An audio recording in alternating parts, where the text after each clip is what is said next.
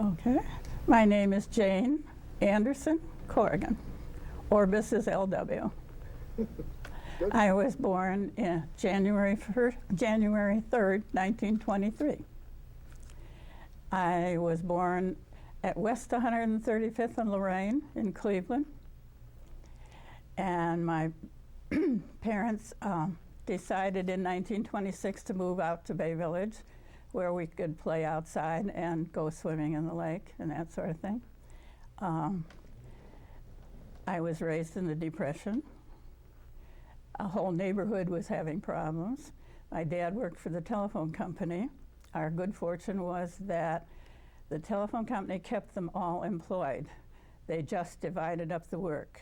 So sometimes it was one day, sometimes it was 3, sometimes it was a full week. My parents did everything possible to get through that period. My dad got a free telephone from the telephone company, so neighbors who didn't have a telephone would come and use our telephone and pay a nickel. Or if they got a message on the phone, they would pay a nickel.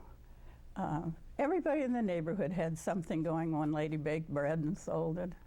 A school teacher sewed costumes for dance recitals and things. Those are some of the things they did.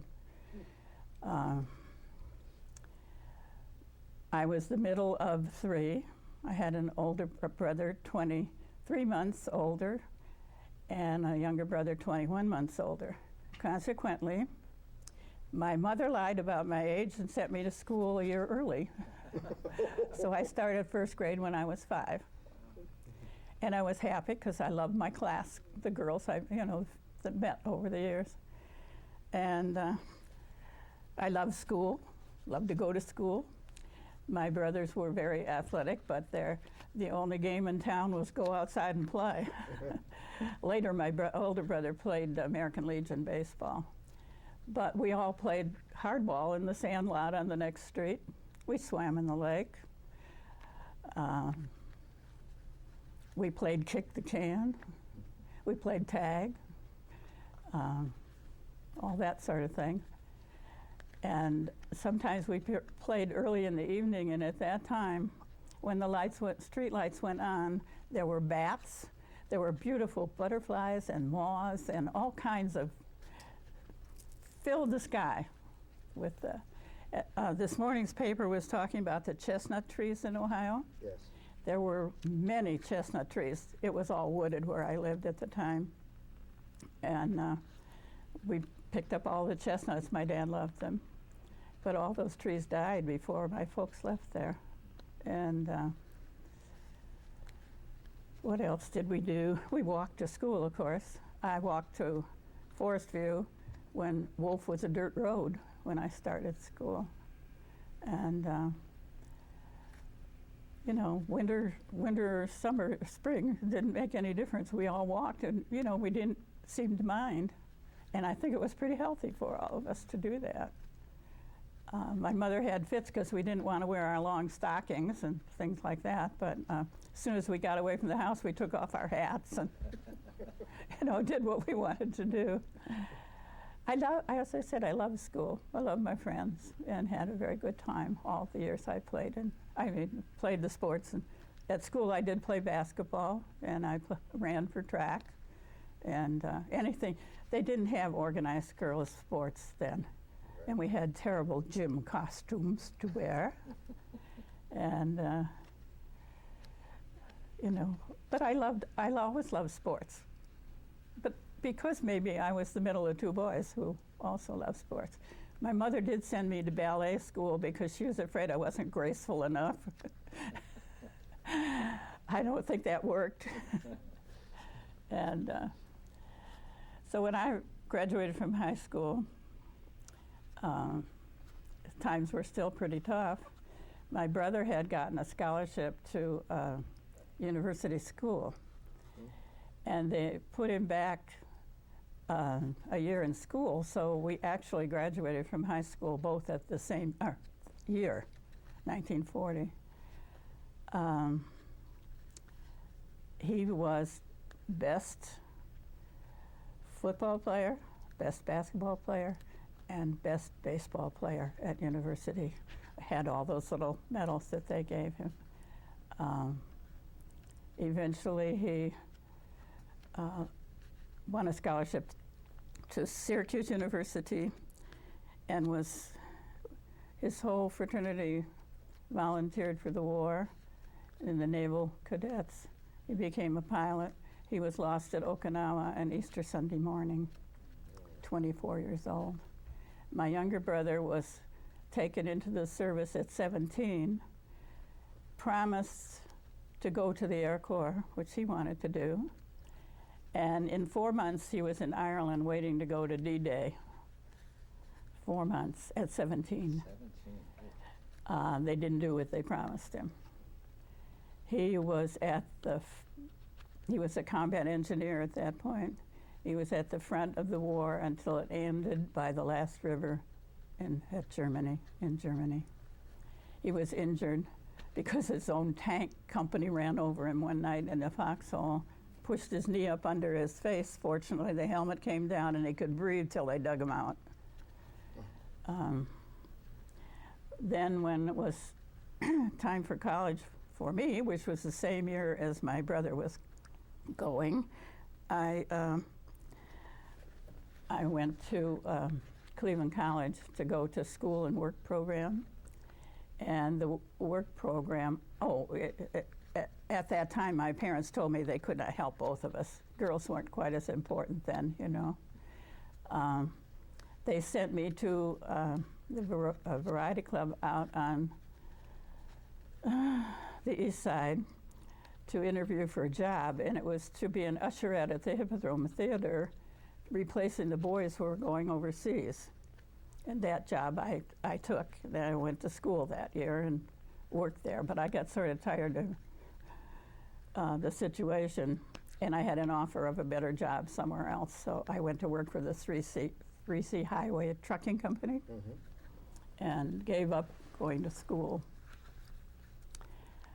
I met Bud at the theater because he was going to John Carroll on the basis of if he paid $10 every Monday morning, he could go to school at John Carroll for another week. So he was working nights, and I met him at the Variety Club where they had a party to celebrate some movie they were having at the Hippodrome Theater, and other than that, we saw each other kind of in passing. He was coming to work when I was leaving. So I was dating other guys at the time.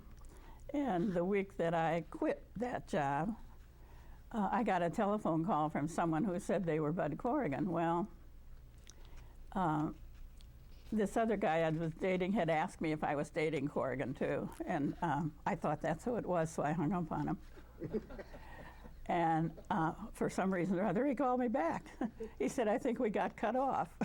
I didn't tell him why. So what I didn't realize was at the time he didn't have a car, but he found a friend who had a car that was willing to come to Bay Village from East 114th off Wade Park. Oh my gosh. And if I could get another girl for his friend. So that's how that romance started. And as the war advanced, he knew he was getting close to being drafted. And he also had another friend, Milt Hope, who was Bob Hope's nephew, dating a friend of mine in Bay Village. So the two of them cooked up then to come together. And they never told us that they knew each other. We found that out much later. They thought that was a big joke. And so we had lots of fun, the four of us, until her boyfriend, Milt Hope, went in the service first. And he was sent out to St. Louis to the air base there. We visited him once out there, the three of us. And then he was sent overseas, and Bud was drafted. And Bud skipped 2 grades in school. He graduated. He was 5'8". He grew 8 inches the next year. And he said, I will never let my children skip school. I was too young for anything in my class. I wasn't old enough to drive. I wasn't old enough to date the girls in my class. And I had to go home and peddle my papers. So they would have liked to skip our daughter in school because he was very bright and she was very bright too. And he said no. So she's still very bright, but she didn't skip any grades. And Michael wasn't about to skip anything. He was more fun than anything else. Everybody liked him, and he took advantage of it. One time his dad was yelling at him on the beach about something. He was sand throwing or something, and our friend was standing there, and afterwards he said, "Did you hear what he said?" And I said, "No." He looked at his father, and he said, "Take off your sunglasses. I want to know if you're really mad at me." That was sort of the way it went with Michael. So anyway, Bud was in the service for about a year when we were engaged before he left, when we decided to get married. And he was supposed to come home in November, made all the plans, and the Air Force changed his plans, so he didn't get home until the week of New Year's Eve. So we were married on New Year's Eve. And the old priest, Bud was Catholic and I was not, and I'm sure when he brought home this tall, athletic Protestant girl that his family had a few second thoughts. But they were very nice about it anyway. But the priest wasn't happy about it. He didn't want to marry us, period. And finally, Bud's mother said, "You know, they're going to get married whether you want to marry him or not." Old St. Thomas Church, beautiful old church. We were married in the priest's house. And that was as far as they would let us go. And so I went back with him, and I traveled with him till the end of the war. And he was stationed at let's see, Malden, Missouri was the first place. And then we went from Malden, Missouri to Spokane, Washington, down to Riverside, California. And no, in between we were at base at Columbus at the air base there. And he was never sent overseas because the war ended when we were in Riverside. They didn't know what to do with him, really. He wanted to go to officers training. They told him he was too young. And then they started sending him to school after basic training at Miami Beach, which wasn't too bad. And he went to clerical school. He went to school in Spokane to learn how to make cement runways for airplanes. He was a disc jockey at one of the bases. I mean, they never used what he had to offer. In the very last year, they sent him to instrument training, those little mock-ups of an airplane. I forget what to call them now. Trainers? A trainer? Yeah, link trainer. Mm-hmm. And that he liked. And it was a early training base, and he used to go up and fly with all those young guys that were learning to fly, and I was afraid the airplane wouldn't make it because some of them didn't. But he loved that. And he was supposed to get commission at the end of his training, and unfortunately they froze all the commissions, and he didn't get that either. So he was ready to get out of the service when the time came. And he got a call one day when we were in California, yeah. And the guy said, "How would you like to get out of the service?" Bud said, "Well, I don't think, I haven't got quite enough time, and I don't think they'll let me go," and all this. And the guy said, "You come over here and see me. My name's Murphy." Corrigan and Murphy. He went over, and he said, "I'm going to get all the Irishmen out of the service." Bud said, "I don't have 3 years." He said, "What? You're only a week or two away from it. I'll draw up the papers, and I'll send you to the separation center." Now, he had no dying desire to stay in the service any longer. So he went over there. He went to the officer who was to discharge him, and the guy said, "You don't have enough time." He says, "You only you have 3 more days." And he said, I thought they were going to send me back. And he said, oh, I'll give you a pass. And you come back after 3 days. So he was out of the service exactly on 3 years to the day that he went in. And he came home. And I had been home at the time because that was the time that my brother was lost and had been lost. And I came home to spend a little time with my family. So he called me up and said, don't come back. I'm getting out. So that was back to civilian life then. And what did he do then? He went to work for Hope Metal Products. His friend Milt Hope's father Bob Hope had started a business for him in Cleveland and started back to school then at the same time. And what happened after that? I got, then I was working too. And we moved out to East Cleveland because it was near for Bud to go back to school. And Don Ross, Dr. Ross, who belonged here, and his wife were just leaving their apartment. It was hard to find a place to live because he then had to go in for his training in the service. And we got their apartment in East Cleveland. That's how we moved out to that particular place. And we were very busy there working and going to school. And all of a sudden, up popped the devil, we got pregnant. And unfortunately, neither of our families could help us. And so he had to give up school, which was a big disappointment for him.